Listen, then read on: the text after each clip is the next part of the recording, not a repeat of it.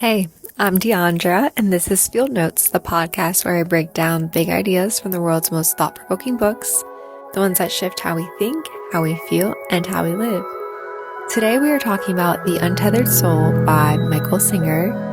This one is for anyone who's ever felt weighed down by their own mind. You know, trapped in thoughts, stuck in emotion, overthinking, overfeeling, over just everythinging. You get what I'm trying to say. This book doesn't give you steps to fix your life, but it does give you a new seat from which to watch it. The core idea of The Untethered Soul is this: you are not your thoughts, you are not your emotions, you are the one who watches them. That voice in your head, that's not you. The highs, the lows, the mental noise, it's not you either.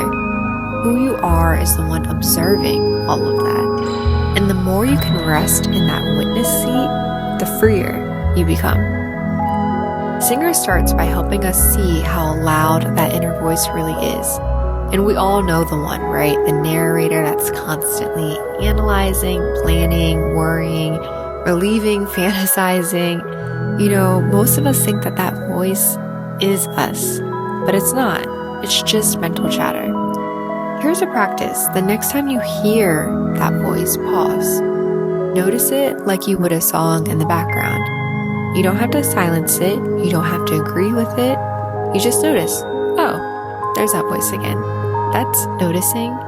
And that noticing allows you to start to loosen the grip. Then Singer talks about energy, how it flows and how it gets blocked. When we cling to things, to hurt, to control, to fear, our energy, it contracts, we close. And that closure, it creates pain, resistance, stagnation. But when we let go and when we stop gripping so tightly, energy flows freely again. We open. So here's something to try.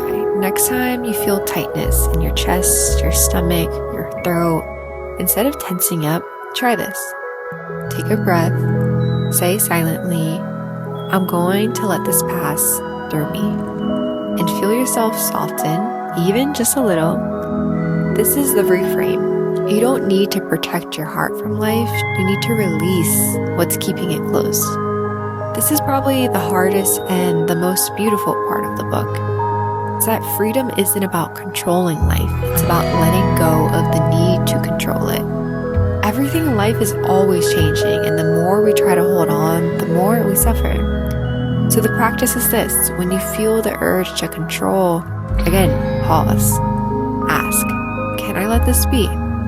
Singer says, let it pass, let it rise, let it fall, witness it, but just don't grab onto it.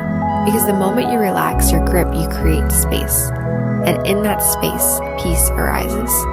He calls this space the seat of the self. It's the place within us that doesn't move, it doesn't react, it doesn't get swept away, it simply watches. It's pure awareness. And the more time we spend rooted there, the less the world can shake us. Freedom isn't about fixing everything outside of us, it's about finding the place within that doesn't need fixing. Toward the end, Singer offers a final anchor. Remember death. Not as fear, but as clarity. When you remember this all ends, you stop wasting time clinging on to what doesn't matter. You stop arguing with life, you soften, you open, you let go.